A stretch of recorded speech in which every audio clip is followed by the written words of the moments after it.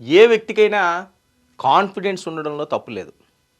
కానీ over confidence ఉండి అహంకారం, నన్నెవ్వడూ ఏం చేయలేడు, నేనే తోపు, నేనే తురుము అని ఏ చరిత్ర చూసుకున్నా సరే బ్రిటిష్ కాలం నాటి నుంచి ఈ రోజు వరకు కూడా ఎన్నో సందర్భాలు మనం చూసాం.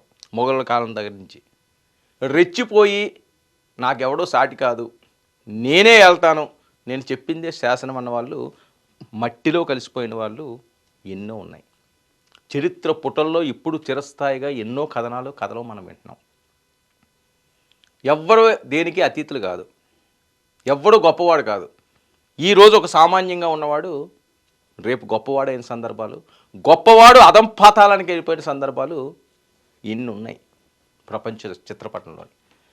సో అగ్రరాజ్యం మేము ఏం చేసినా చెల్లుతుంది, మమ్మల్ని ఎవడో కూడా అడ్డుకునేవాడు లేడు, మమ్మల్ని ఎవడో కూడా ఆపేవాడు లేడు అని ఎవ్వరు విర్రవీగినా వాళ్ళ పతనం మొదలైనట్టే. ఎందుకంటే అమెరికా, ట్రంప్, ఆయన చేస్తున్న వ్యాఖ్యలు, ఆయన విధానాలు, భారత్పై ఆయన చూపిస్తున్న ధోరణి, ఇవన్నీ కూడా అగ్రరాజ్య పతనానికి నాంది పలుకుతున్నాయని చెప్పి ప్రపంచ దేశాలన్నీ కూడా మాట్లాడుకుంటున్న నేపథ్యం. భారత్ ఎంత స్నేహపూర్వకంగా ఉంటుందో ఉన్నంతకాలం, ఎందుకంటే ఇక్కడ బ్లడ్ అలాంటిది. ఎవరైనా మనకి ఆప్యాయంగా ఉన్నారంటే పులకరించిపోతాం, ఆలింగనం చేసుకుంటాం, వాళ్ళ కోసం ఏం చేయడానికన్నా సిద్ధపడతాం. అది కొంతవరకే, ఒక పరిమితి. అది దాటి ఈడేంటి మనతోటి ఇలా ఉంటున్నాడు, మనకి లొంగిపోయాడేమో, వీడికేం చేత కాదేమో, అందుకని ఈ రకంగా సైలెంట్గా ఉంటున్నాడేమో, లేకపోతే మనం అనేసరికి చాలా హై ప్రయారిటీ ఇచ్చేస్తున్నాడని ఎవరు అనుకున్నా రివర్స్ అయితే ఆ స్పీడ్ మామూలుగా ఉండదు, తొక్కి నారదీస్తారు. అలాంటి సందర్భాలు ఎన్నో ఉన్నాయి కూడా. పాకిస్తాన్ మంచిగా ఉంటాం, స్నేహపూర్వకంగా విడిపోయాం, సరేలే ఏముంది వాళ్ళు బతుకుతారని చెప్పి ఏ రోజు కూడా కవ్వింపు చర్యలు భారత్ చేయలేదు. పాకిస్తాన్ ఎంతండి పిట్ట భారత్ ముందు. ఇది ఒక సముద్రం అయితే అందులో పిట్ట ఎంతసేపు, కానీ ఏ రోజైనా ఆ రకంగా వెళ్ళిందా? ద్వంద్వ వైఖరితో వెళ్ళదు. ఆ రక్తం కాదు భారత్ది. మంచి మానవత్వం, సనాతనం అనే నినాదాలతో ముందుకు సాగేది. అమెరికా అధ్యక్షుడు ట్రంప్కి అసలు ఏమైంది? ఆయన బిహేవియర్ రోజు రోజుకి డిఫరెంట్గా మారుతుంది. ఇది అమెరికాకే పెద్ద దెబ్బ కొట్టేలా ఉన్నాడు ఈయన మహానుభావుడు. అగ్రరాజ్యం అనే అహంకారంతో టారిఫ్లతో భయపెట్టడం, రష్యా నుంచి భారత్ చమురు కొనుగోలు చేయకుండా ఆంక్షలు. మీరెవరయ్యా ఆంక్షలు విధించడానికి? ఏంది నువ్వు ఆంక్షలు విధించేది? భారత చరిత్ర ఏంటి? బ్రిటిషులనే తరిమి కొట్టిన చరిత్ర కలిగిన భారతం అనేది. అలాంటిది మీరు ఆంక్షలు విధిస్తారా? మేము వ్యాపారం ఎవరితో చెయ్యాలో, భారత్ ఎవరితో సన్నిహితంగా ఉండాలో, పాలన ఎలా చేసుకోవాలో మీరు నేర్పుతారా? ఇది మోదీ ప్రశ్న. ఇది ప్రభుత్వం తిరుగు బావుట ఎగిరివేసింది. ఇప్పుడు వణుకుతున్నది అమెరికా. రష్యా నుంచి చమురు కొనుగోలు చేస్తే సుంకాలు పెంచుతామని వార్నింగ్. 1 కాదు 2 కాదు, ఏకంగా 50% టారిఫ్లు పెంచేశాడు. ప్రపంచంలోనే శరవేగంగా అభివృద్ధి చెందుతున్న భారత్పై అక్కసు. 2047 నాటికి అభివృద్ధికి చెందిన దేశాల సరసన భారత్ నిలవడానికి సిద్ధంగా ఉంది. ఆ రకమైన రూట్ వేసుకున్నారు. ఇక త్వరలో 3వ ఆర్థిక వ్యవస్థగా భారత్ మారే అవకాశం. అలాంటి భారత్ ఆర్థిక వ్యవస్థను డెడ్ ఎకానమీ అని కామెంట్స్ చేయడం ట్రంప్. ఎంత అహంకారం! డెడ్ ఎకానమీయా? భారత్ రుచి ఏంటో చూపిస్తారు. దీనిపై భారత్ కూడా ట్రంప్కు స్ట్రాంగ్ కౌంటర్. ఇప్పుడు దాకా మంచి అని చెప్పాను చూసారా, మంచి అయిపోయింది. ఇంక తేల్చుకోవడమే. ప్రపంచంలోనే మన ఎకానమీ సూపర్ ఫాస్ట్. 11 ఏండ్లలోనే టాప్ 10 నుంచి టాప్ 5కి వచ్చిందన్న మోదీ ఇప్పుడు టాప్ 3 ప్లేస్ కూడా చేరడానికి పరుగులు పెడుతుంది.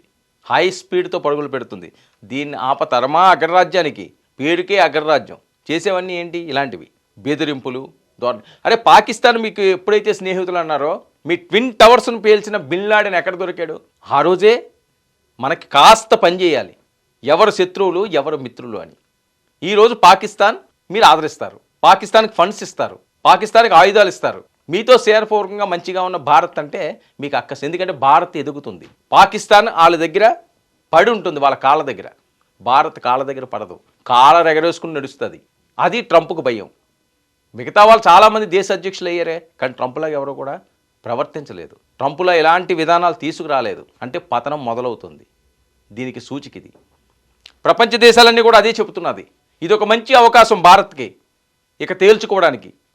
భారత్ను ఆపే శక్తి ఎవ్వరికీ లేదు ప్రపంచ దేశాల్లో. భారత ఆర్థిక వ్యవస్థ ప్రపంచంలోనే అత్యంత వేగంగా వృద్ధి చెందుతుంది. మన దేశం మూడో అతిపెద్ద ఎకానమీగా అవతరించే దిశగా పరుగులు పెడుతుంది. రిఫార్మ్, పర్ఫార్మ్, ట్రాన్స్ఫార్మ్ అనే 3 అంశాల స్ఫూర్తితోనే మనం ఈ వేగాన్ని అందుకోగలిగామని ప్రధాని మోదీ చెప్తున్నాడు. ఇక ఇండియాది డెడ్ ఎకానమీ అంటూ ట్రంప్ కామెంట్స్కు దెమ్మ దిగిరే ఆన్సర్ ఇచ్చిన మోదీ 11 ఏళ్లలో భారత్ ఎంతో అభివృద్ధి సాధించింది. దేశవ్యాప్తంగా 2014 నాటికి కేవలం 5 సిటీల్లో మాత్రమే మెట్రో రైల్ సర్వీసులు. నేడు 24 సిటీల్లో 1000కు పైగా కిలోమీటర్లకు మెట్రో రైల్ నెట్వర్క్. ప్రస్తుతం మెట్రో నెట్వర్క్లో ఇండియా ప్రపంచంలోనే 3వ స్థానం. స్వాతంత్రం వచ్చినప్పటి నుంచి 2014 వరకు దేశంలో 20,000 కిలోమీటర్ల రైల్ నెట్వర్క్ మాత్రమే ఎలక్ట్రిఫైడ్. గత 11 ఏళ్లలో ఇది 40,000 కిలోమీటర్లకు పెరిగింది. ఇదండి, ఇది పరుగులు పెట్టించడం అంటేని. ఇంకా పరుగులు పెడతారు. అలుపు రాదు భారత్కి, ఆగకుండా దూసుకుపోతుంది జెట్ లాగా. ఇక 2014లో 74 ఎయిర్పోర్ట్లు ఉండగా ఇప్పుడు 160కి పైగా ఉన్నాయి. నేషనల్ వాటర్ వేస్ కూడా 3 నుంచి 30కి పెంపు. విద్య, వైద్య రంగాల్లో దేశం ఎంతో అభివృద్ధి. 2014కు ముందు మన ఎగుమతులు $468 బిలియన్. నేడు అది $824 బిలియన్ పెరిగింది. ఇది కదా భారత్ సత్తా, ఇది కదా ఎదగడం అంటే. చిన్న స్థాయి నుంచి ఎదిగిన వాడే గొప్పవాడు అవుతాడు. ఎవరో అపర కోటేశ్వరకు పుట్టినోడు ఆడు ఇంకా కోట్లు సంపాదిస్తే అది పెద్ద గొప్పతనం కాదు. సామాన్యంగా పేదరికం ఇంట్లో పుట్టి ఉన్నత శిఖరాలకు ఎదిగితే అది గొప్పతనం అంటారు. ఆ గొప్పతనం భారత్కు ఉంది. ఇక మొబైల్ హ్యాండ్సెట్ల ఎగుమతుల్లో టాప్ 5లో ఉన్నాం. మన ఎలక్ట్రానిక్ ఎక్స్పోర్ట్లు $6 బిలియన్ నుంచి $38 బిలియన్ పెంచాం. ఆటోమొబైల్ ఎగుమతులు $16 బిలియన్ నుంచి రెట్టింపు. టాప్ 4 దేశాల్లో ఒకటిగా అవతరించామన్న ప్రధాని మోదీ. అమెరికాకి చేరువవుతుంది, అది ట్రంప్కు పడుతుంది, వణుకు పుడుతుంది. దానికే ఇవన్నీ కూడా ఈ వేషాలు. ఇక ఆపరేషన్ సింధూర్ విజయంతో మన టెక్నాలజీ ప్రపంచానికి తెలిసింది. Indian technology, make in India కీలక పాత్ర పోషించాయన్న ప్రధాని నరేంద్ర మోదీ. పాకిస్తాన్ భూభాగంలోకి వెళ్ళి టెర్రర్ స్థావరాల ధ్వంసం, భారత్ సరికొత్త రూపాన్ని ప్రపంచం తొలిసారిగా చూసిందని సగర్వంగా మేసం మెలేసి మాట్లాడుతున్న భారత్. నువ్వు సుంకాలు విధిస్తాము, రష్యాని, భారత్ని, చైనాని వేడి చేస్తాము.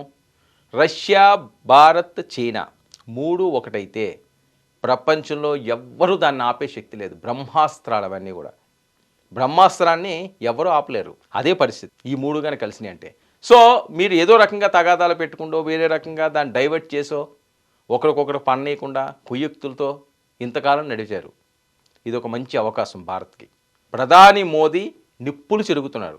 ఎక్కడైతే ట్రంప్ కోసం ఎంతో అద్భుతంగా ఈయన పొగిడాడో, ఎంతో ఆదరించాడో, వాటిలన్నిటికీ కూడా చెల్లిచీటీ పడిపోయింది. ట్రంప్కి వణికించే విధంగా ప్రధాని మోదీ తీసుకుంటున్న నిర్ణయాలు. నువ్వు సుంకాలు వేస్తావా, వెయ్యి, నీ సంగతి ఏంటో మేము తెలుస్తాం అంటున్నారు. మాకెక్కడ చవుడు తక్కువ వస్తే అక్కడికి వెళ్ళి కొనుక్కుంటాం, మాకు ఎవరు మాతో స్నేహంగా ఉంటే వాళ్ళతో మేము స్నేహం చేస్తాం, ఏం చేస్తావు చేసుకోమంటున్నారు. వెనక్కి తగ్గుతారు. బెదిరించేవాడు ఎప్పుడూ కూడా అటాకులు చేయడండి, గుర్తుపెట్టుకోండి. పాకిస్తాన్ చూడండి ఏం చేస్తుంటుంది, ఏముంటుంది వాళ్ళ దగ్గర, బెదిరింపులు, ప్రచారాలు. అబ్బా ఇది అది అది. కొంతమంది పహిల్వాన్లు ఉంటుంటారు, ఆడి గట్టిగా కన్నెర్ర చేస్తే పాడిపోతారు. కానీ ఆడ కబుర్లు ఎంత బాగా చెప్తుంటాడంటే, నాకు ఈ కండలు చూడరు ఎలా ఉన్నాయో, 10 మందిని పీల్చి పిప్పి చేసేస్తానంటాడు. ఒక్కడు కానీ ఎదుర్కొంటే నిలబడితే తోక ముడిచి పాడిపోతాడు. అలాంటి పరిస్థితులు చాలామంది వ్యక్తుల్లోనే ఉన్నాయి, కొన్ని దేశాల్లోనే ఉన్నాయి. అమెరికా అనేది తన డాలర్ హల్చల్ చేస్తుంది, దాని ప్రభావం కనిపిస్తుంది. దాన్ని ఇప్పుడు తగ్గిస్తారు, దాన్ని కుదమట్టానికి దించుతారు, సెట్ అయిపోద్ది మ్యాటర్. అదే పనిలో ఉన్నారు. సో ఎవ్వరికీ కూడా బెదిరే తత్వం భారతది కాదు, ఇది తెలుసుకోవాలి. ఇప్పటిదాకా ఒక రకంగా సాగింది. ఇక్కడపై భారత్ అభివృద్ధి కానీ, ప్రపంచ దేశాల్లో తన శక్తి సామర్థ్యాలు కానీ ఇక ముందు చూడబోతున్నారు. ఇది ట్రంప్ తెలుసుకోవాల్సింది. ఉడత ఊపులకి భయపడేది ఎవ్వరూ లేరని చెప్పి ప్రధాని మోదీ ఇండైరెక్ట్గా సంకేతాలు ఇవ్వడంతో అగ్రరాజ్యం కాస్త ఇరుకును పడింది, ఇబ్బందులకి సిద్ధమవుతుంది అని. చూద్దాం ఏం జరుగుతుందో.